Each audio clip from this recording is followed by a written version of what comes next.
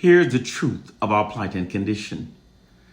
Our true leaders are dead, and the same group of people that assassinated them have replaced them with their black puppet leaders. These black puppet leaders actually works in behalf of the oppressors. They merely give us the illusion that we have black leaders, but their mission is actually to limit our liberating strategies to using only outdated foot marches.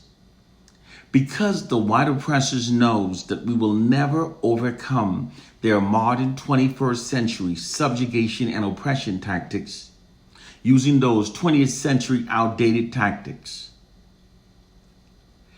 These current tactics being presently deployed against us are very sophisticated.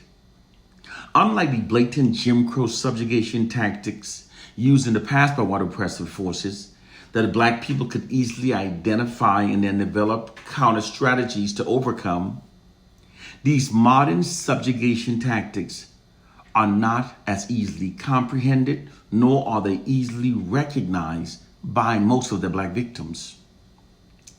Therefore, millions of black people now ignorantly insist that we're no longer being oppressed or subjugated by white oppressive forces. This ignorance allows white oppressive forces to continue their subjugation and oppression of black people without any black resistance. The white oppressors' oppression and subjugation of black people always works best when the black victims no longer recognizes how it's being done. Our ignorance of these modern oppression and subjugation tactics that are currently being deployed against us is the white oppressor's greatest power and greatest weapon against us. This is why those of us who knows the truth must teach African proverb.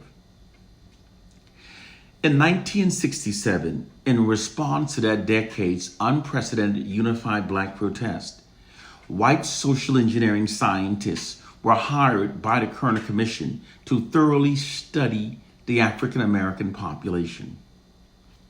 Their mission was to gain an understanding of that decade's unprecedented unified black protest and then develop methods for subduing the Black Power movement.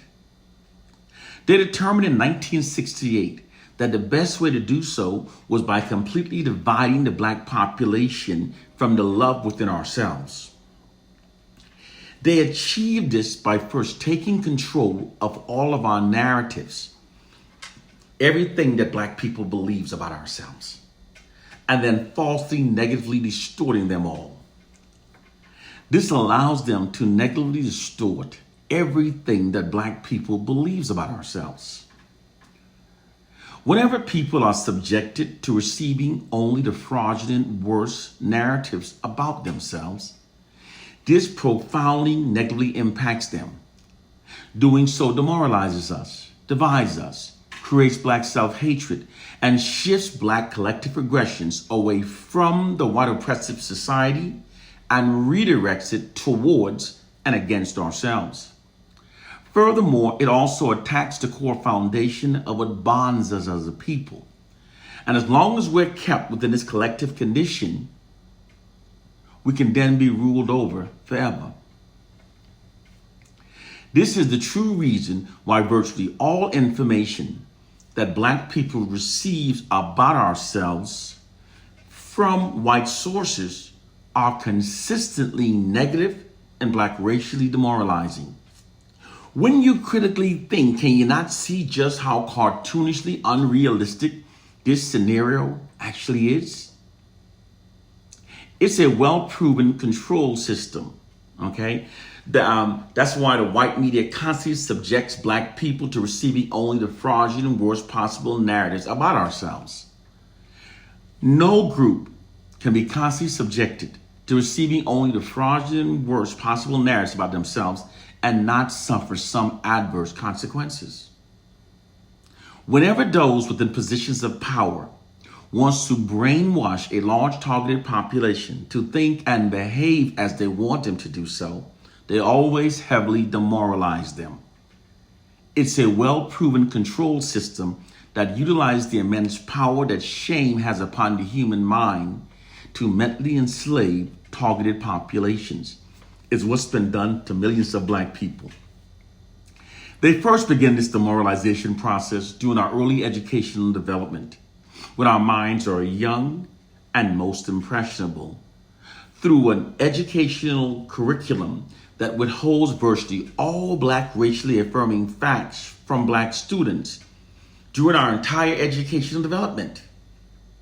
Millions of black students graduate from their high schools being taught only that a black person was responsible for inventing peanut butter, but never being taught the absolute truth that in spite of cultural traumas wrought by the injustices of slavery and white racism, most inventions that have revolutionized the world were in fact either invented by black people or were directly inspired by early inventions made by black people. This is an absolute fact.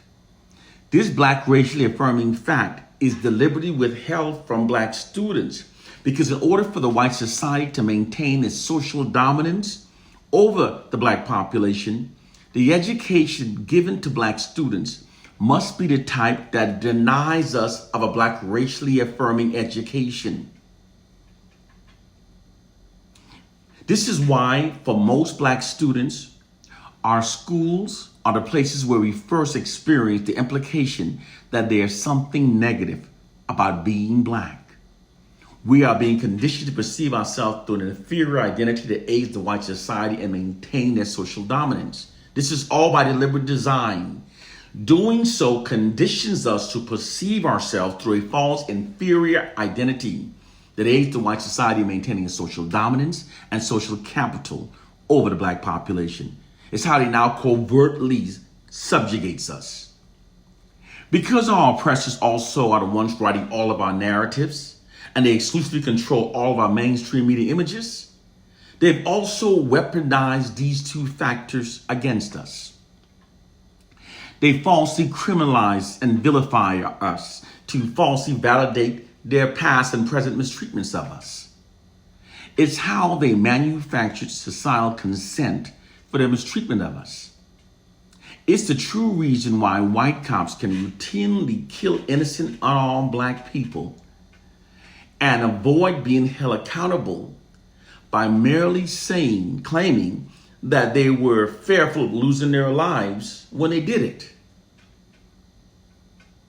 Also, because the white society controls our media image, it's actually them that are telling us how our racial group is supposed to act and dress. They've exploited this fact to get many of us dressing like sagging clowns and acting like ghetto buffoons. This isn't scapegoating. This is the truth. Most of us are clueless of the white society's immense power over us through their monopoly over information and media images that they feed into our minds. They attack us covertly, and they have our minds distracted and dumbed down, believing that Jesus is going to save us or the problem is Willie Lynch. But there are social sciences that the white society deploys against us. It's time to wake up to our reality. The time of believing in dumb shit is over. It's been more than 400 years since the first enslaved Africans were brought to America. If after all of this time, your best assessment in regarding our plight and condition is limited to Jesus and Willie Lynch, you should be ashamed of yourself. For we are the people who civilize the world. We are the people who build the pyramids. And you are walking around allowing your mind to be dumbed down to such a degree. Wake up to our reality. One love and peace.